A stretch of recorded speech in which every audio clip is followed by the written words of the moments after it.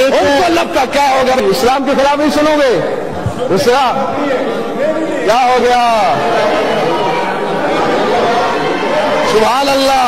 ये हाल है, देखे पीटीआई वालों को, जब मैं दीन की बात करते हैं तो इस तरह इनके ये मामलात होते हैं।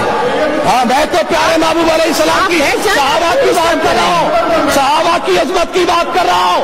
आपको चाहिए इसके अंदर भी बोलते कि मैं सहाबा किराम की जिसने गुस्ताखी की है, जिसने बेअदबी की है, हम उसको तस्लीम नहीं करते हैं। हमारा कायद तो मोहम्मद रसूलुल्लाह है, हम दुनिया में किसी को कायद नहीं मानते हैं। कायद अगर मानते हैं तो हम रसूलुल्लाह को मानते हैं, सहाबा को मानते हैं, अबू बकर सिद्दीक को मानते हैं, उमर फारूक को मानते हैं, हैदर कर्रार को मानते हैं, हसन हुसैन को मानते हैं, हम जाम 12 इमाम को मानते हैं, हमारी मैन सुन्नत को मानते हैं। हम किसी को नहीं मानते हैं जो मेरे सहाबा के शान में बोलेगा हम उसकी जुबान को काट के रख देंगे। हमारी जाने मुस्तफा जाने रहमत पर कुर्बान है।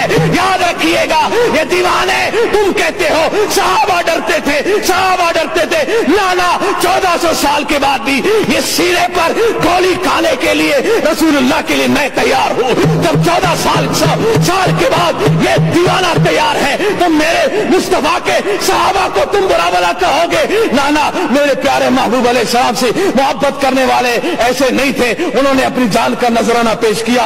उन पर ये तोहमत मत बांधो, उनकी मोहब्बतों को, उनकी इज्जत को, उनकी अजमत को मत जाया करो। अगर तुम्हारे पास इल्म नहीं है तो आओ हमसे सीखो, आओ उलमा के पास जाओ, उनसे पूछ लो। कहीं से कोई टुकड़ा सुन के पढ़ के उसको आगे मत बयान करो। मैं ये इस्लाहन बात कर रहा हूँ। वजीर आजम साहब, अगर आपसे गलती हो गई है, आए कौम के पास और उसकी माफी मांग ले, खत्म हो जाएगी बात। आप माफी मांगे, उलमाए के इकराम के पास जाए, मसला सही समाप्त करे और उसके मुताबिक मसले की तरफ आ जाए। और आपका ये कहना कि माज़अल्लाह सहाबा किराम लूटमार कर रहे थे, ये जुमले तो सुनो अपने, ये जुमले कैसे जुमले हैं? लूटमार और सहाबा, अस्तगफिरुल्लाह, अल्लाह रहम फरमाए। मुझे ये